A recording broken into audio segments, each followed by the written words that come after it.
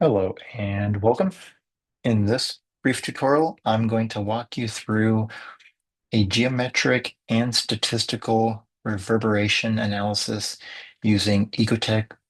And you see here with the opening screen, that's Ecotect version 5.6, the last update to this particular performance modeling software platform.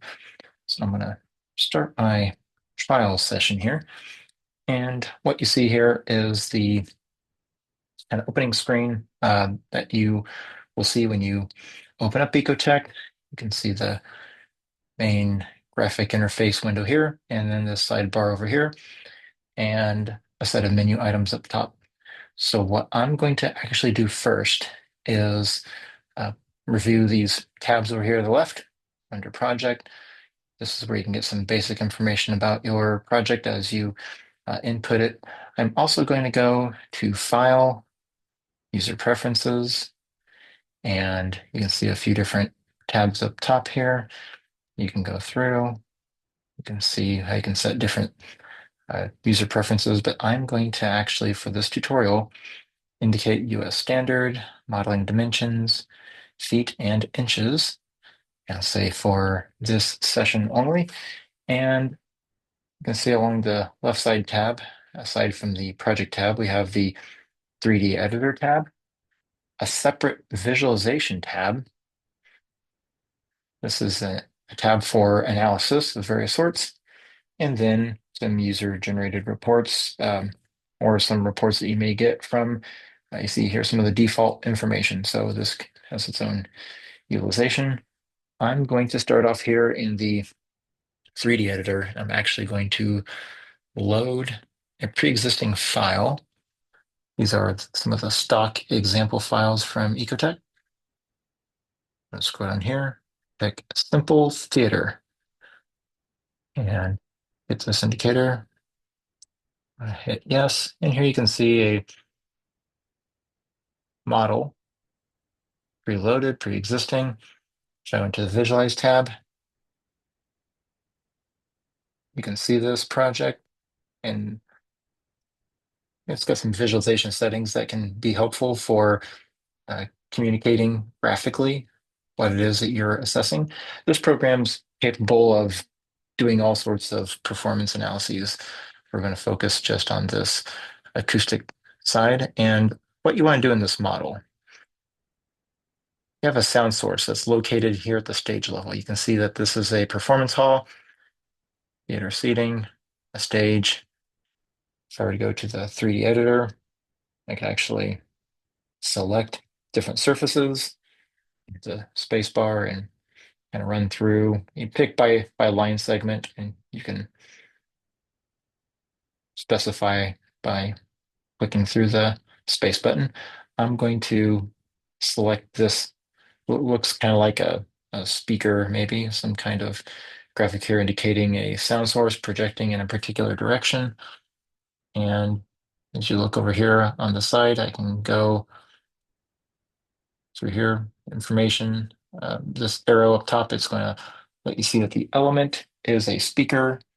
Primary material is point source. You can select from other material options, and you can pick column speaker, and you can see the frequencies here, 1000 hertz, 500 hertz, or this point source.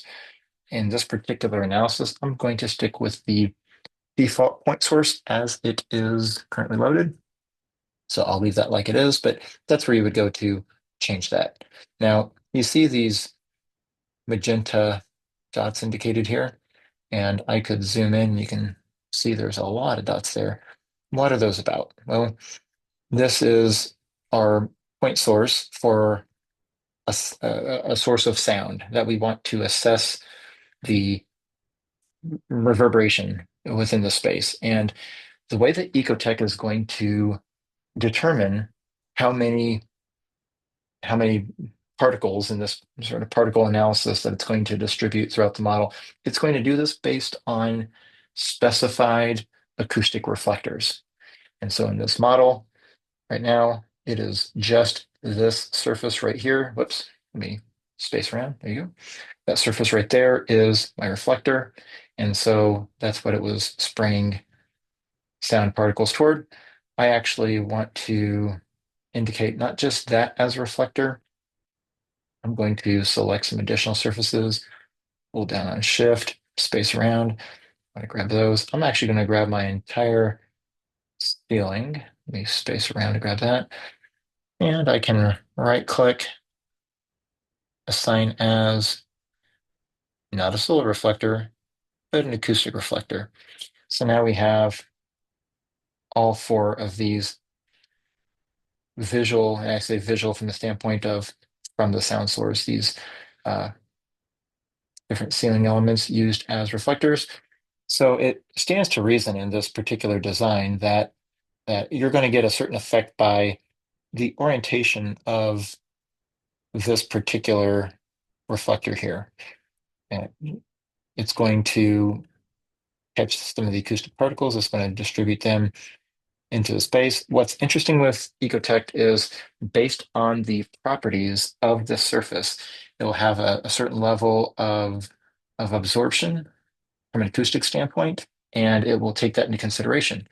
And so as we set the distribution of sound particles in the space, it's going to go based off of these exposed reflectors, these assigned reflectors, but it's also going to consider reverberation from this geometric analysis from the standpoint of how many bounces in the space, the properties of the model, of the materiality as indicated in the model. And so you could go to any one of these surfaces. Let me pick the ceiling plane here. You can see uh, in here you can get into some of the specifics with it. It's select material. You can see here you got a few different options. I'm going to go down here to ceiling. Indicate that as a plaster ceiling. Primary material, secondary, I'm going to go ahead and do the same thing. So this is how you can change the properties. So I'm actually going to do this for all these ceiling elements. Over here, make it a ceiling, select material, and just like that, I have material selection for my acoustic reflectors that are a bit more representative of what we would experience in this particular design situation. Okay, so actually I'm gonna, for good measure, pick this back one. Notice that it is already set to ceiling, cluster ceiling. Okay, so I think we're ready. You could pick a floor here, see concrete floor with carpet. So there's data-rich information throughout this model. If I go to this visualize, you can see what this looks like in terms of the project, just a visualization of it. So uh, I think I'm ready to run my analysis. I'm going to go over here to this, looks like particles as an icon. That's raising particles. And here you can generate, you can specify what kind of information you want to generate. So you can generate statistical rays, reflector coverage. You can see surface incidence. There's a lot of great information here. Animated particles, animated arrays. I'm actually going to go with the animated particles to begin with. Show relative to direct, show reflector depth, show absolute values. I'm going to leave relative to direct. Here you can indicate information such as the level, decibel level.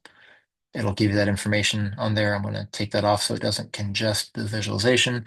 1,000 Hertz, you could make it any one of these octaves that you see listed here. I'm going to leave that at 1,000, and you can make the particles larger if you want, so that they show up better.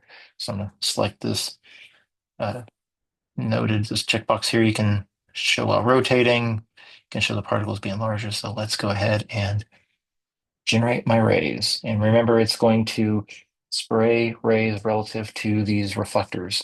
And so this might be a lot. I have this set to a certain surface precision, a certain number of bounces before they fall off in the model. Let's generate.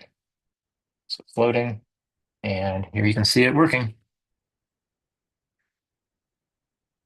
And so what you're noting here, I pause this, you are seeing this color coding occurring because while it initially broadcast these particles toward the assigned acoustic reflectors. After it bounces off of those reflectors, it's going to be received by other surfaces in the model, each of which also have their own acoustic properties, different rates of absorption or inversely reflection. And so it's going to consider what that's going to mean to the sound particles and the properties of the sound particles, specific here. As the sound is falling off, it's going to have a certain delay, and based on the information that it's receiving, it's going to assign by color code if it's direct sound. So in the case here, green is direct sound coming from that initial sound source.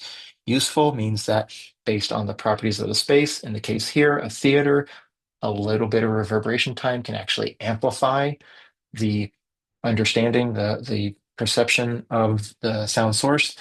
And then if you get a little bit more, it's kind of borderline orange, and then it turns to red echo, and then just a longer reverb noted by the cyan, and then masked by dark blue. By dark blue, then it's having less of an impact in this particular analysis. So you saw I paused the animated rays menu down here. You can actually, if you have a roller mouse that you're using, you can actually roll through with the roller mouse and start to get down to the millisecond to understand how the rays are moving through the space. So this is really great if you want to use this to have a discussion with your project team to understand in a more detailed manner how sound is moving through the space, and maybe that the particles aren't exactly the way that you want to visualize things. I noted some different options here. You can also go with the animated rays if you would like to. That's going to, instead of using particles, it's actually going to broadcast rays towards the reflectors. So you can imagine what that looks like when you start to visualize it. It gets congested pretty quickly, but it does give you a nice comprehension of the space. You can see here how sound starts to die out. Uh, that mass sound really starts to flood the area by about 25.9 milliseconds, but there's still maybe a little bit of useful reverberation. It's something that I mean, you can see here the particles become wide a bit to look at. Let me go ahead and look at, let's say, look at the static rays. You can see it when you run one, you can actually toggle between any of these surface incidents. This is also, again, time-based, so um, oops, it's running the entire analysis, then running that. So you want to be mindful of what we have there. So this particular one here, actually, the surface incidence, that's set on the parameters here. So the rest of these static rays, for instance, that one's one that is able static fixed reflector. There we go. Animated.